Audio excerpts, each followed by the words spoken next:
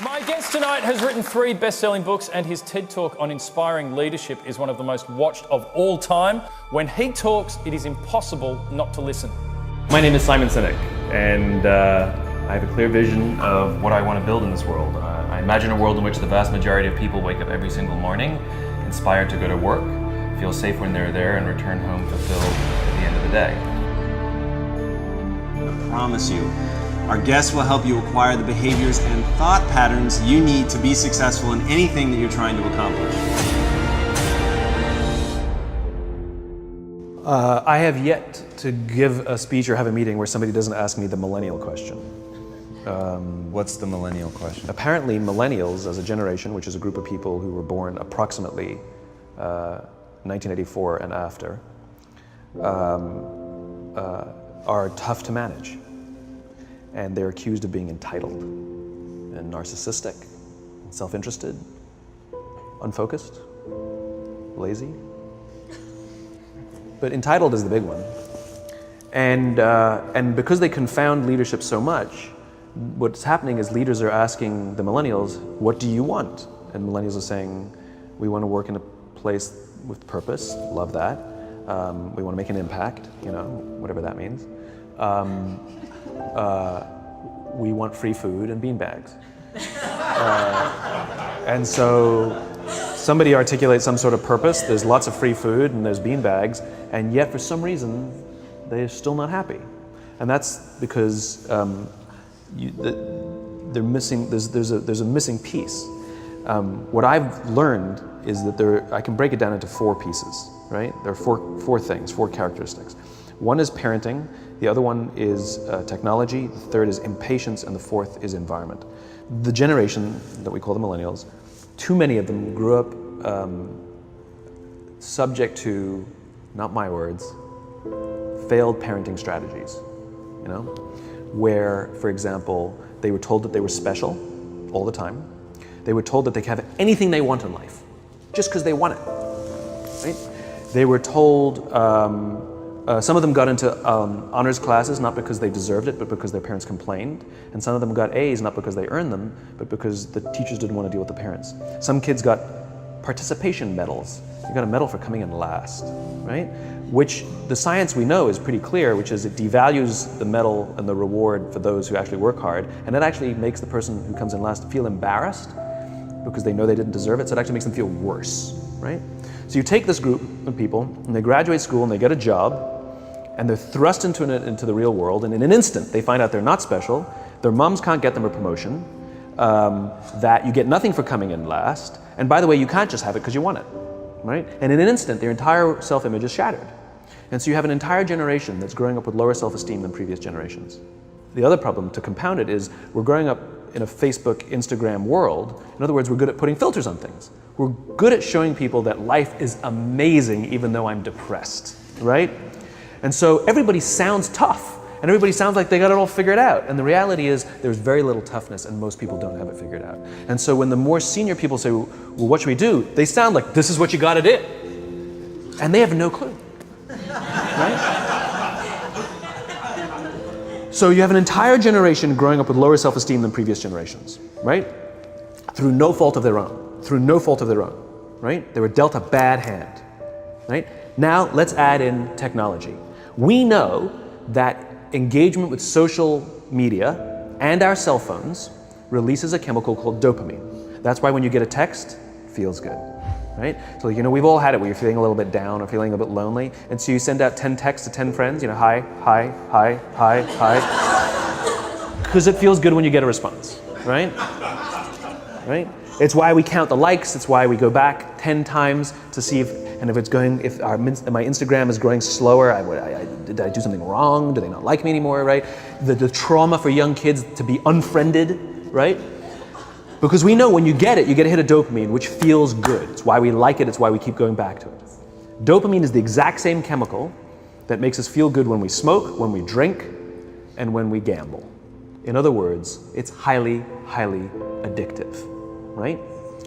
We have age restrictions on smoking, gambling, and alcohol and we have no age restrictions on social media and cell phones, which is the equivalent of opening up the liquor cabinet and saying to our teenagers, hey, by the way, this adolescence thing, if it gets you down.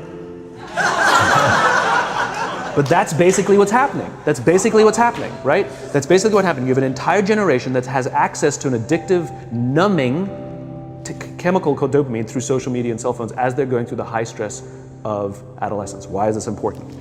Almost every alcoholic discovered alcohol when they were teenagers. When we're very, very young, the only approval we need is the approval of our parents. And as we go through adolescence, we make this transition where we now need the approval of our peers. Very frustrating for our parents, very important for us. It allows us to acculturate outside of our immediate families into the broader tribe, right? It's a highly, highly stressful and anxious period of our lives, and we're supposed to learn to rely on our friends. Some people, quite by accident, discover alcohol and numbing effects of dopamine to help them cope with the stresses and anxieties of adolescence. Unfortunately, that becomes hardwired in their brains, and for the rest of their lives, when they suffer significant stress, they will not turn to a person, they will turn to the bottle. Social stress, financial stress, career stress, that's pretty much the primary reasons why an alcoholic drinks, right? What's happening is because we're allowing unfettered access to these dopamine-producing devices and media, basically it's becoming hardwired, and what we're seeing is as they grow older, too many kids don't know how to form deep, meaningful relationships. Their words, not mine. They will admit that many of their friendships are superficial. They will admit that their friends, that they don't count on their friends, they don't rely on their friends, they have fun with their friends, but they also know that their friends will cancel on them if something better comes along. Deep, meaningful relationships are not there because they never practice the skill set, and worse, they don't have the coping mechanisms to deal with stress. So when significant stress starts to show up in their lives, they're not turning to a person, they're turning to a device, they're turning to social media, they're turning to these things which offer temporary relief. We know, the science is clear, we know that people who spend more time on Facebook suffer higher rates of depression than people who spend less time on Facebook, right? These things balanced. Alcohol is not bad, too much alcohol is bad. Gambling is fun, too much gambling is dangerous, right? There's nothing wrong with social media and cell phones. It's the imbalance, right? If you're sitting at dinner with your friends and you're texting somebody who's not there, that's a problem. That's an addiction. If you're sitting in a meeting with people you're supposed to be listening to and speaking, and you put your phone on the table, face up or face down, I don't care, that sends a subconscious message to the room that you're just not that important to me right now, right? That's what happens. And the fact that you cannot put it away is because you are addicted, right? If you wake up and you check your phone before you say good morning to your girlfriend, boyfriend, or spouse, you have an addiction. And like all addiction, in time, it'll destroy relationships, it'll cost time, and it'll cost money, and it'll make your life worse, right? So you have a generation growing up with lower self-esteem that doesn't have the coping mechanisms to deal with stress, right? Now you add in the sense of impatience, right? They've grown up in a world of instant gratification. You want to buy something, you go on Amazon, it arrives the next day. You want to watch a movie? Log on and watch a movie. You don't check movie times. You want to watch a TV show? Binge. You don't even have to wait week to week to week, right? I know people who skip seasons just so they can binge at the end of the season, right? Instant gratification. You want to go on a date, you don't even have to learn how to be like, hey. You don't even have to learn and practice that skill. You don't have to be the uncomfortable one who says yes when you mean no and says no when you mean no, but yes when you don't have to swipe right. Bang, I'm a stud. Right? You don't have to learn the social coping mechanisms, right? Everything you want, you can have instantaneously. Everything you want, instant gratification, except job satisfaction and strength of relationships. There ain't no app for that. They are slow, meandering, uncomfortable, messy processes. And so I keep meeting these wonderful, fantastic, idealistic, hardworking, smart kids. They've just graduated school. They're in their entry-level job. I sit down with them and I go, how's it going? They go, I think I'm gonna quit. I'm like, why? They're like, I'm not making an impact. I'm like, you've been here 8 months. You know? It's as if they're standing at the foot of a mountain and they have this abstract concept called impact that they want to have in the world, which is the summit. What they don't see is the mountain. I don't care if you go up the mountain quickly or slowly, but there's still a mountain. And so what this young generation needs to learn is patience. That some things that really, really matter, like love, or job fulfillment, joy, love of life, self-confidence, a skill set, any of these things. All of these things take time. Sometimes you can expedite pieces of it, but the overall journey is arduous and long and difficult. And if you don't ask for help and learn that skill set, you will fall off the mountain, or you will, the worst case scenario, and we're already seeing it, the worst case scenario is we're seeing an increase in suicide rates, we're seeing an increase in this generation, we're seeing an increase in accidental deaths due to drug overdoses, we're seeing more and more kids drop out of school or take leaves of absence due to depression. Unheard of. These are all, this is really bad. The best case scenario, those are all bad cases, right? The best case scenario is you'll have an entire population growing up and going through life and just never really finding joy. They'll never really find deep fulfillment in work or in life. They'll just waft through life and it'll be just, it's fine. How's your job? It's fine, the same as yesterday. How's your relationship? It's fine.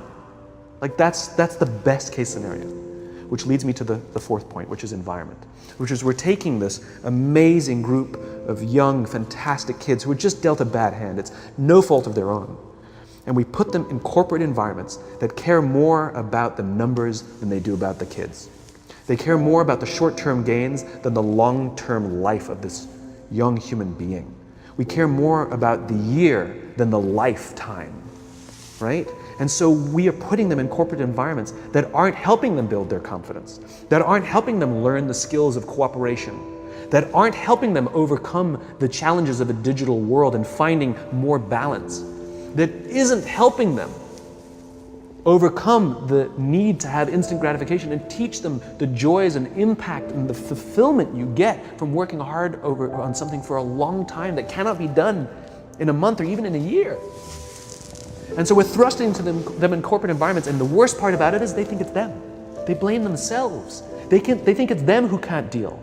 And so it makes it all worse. It's not. I'm here to tell them it's not them. It's the corporations, it's the corporate environments, it's the total lack of good leadership in our world today that is making them feel the way they do. They were dealt a bad hand, and I hate to say it, but it's the company's responsibility. It sucks to be you, like we have no choice, right?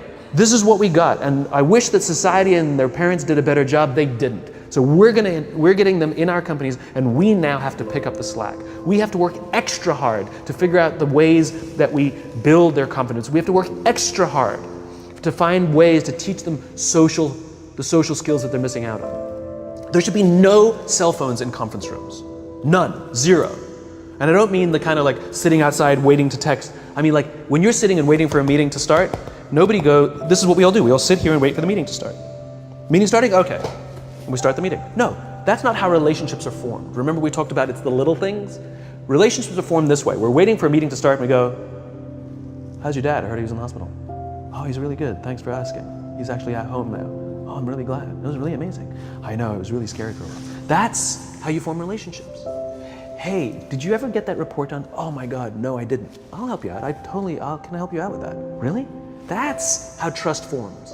Trust doesn't form at an event in a day. Even bad times don't form trust immediately. It's the slow, steady consistency.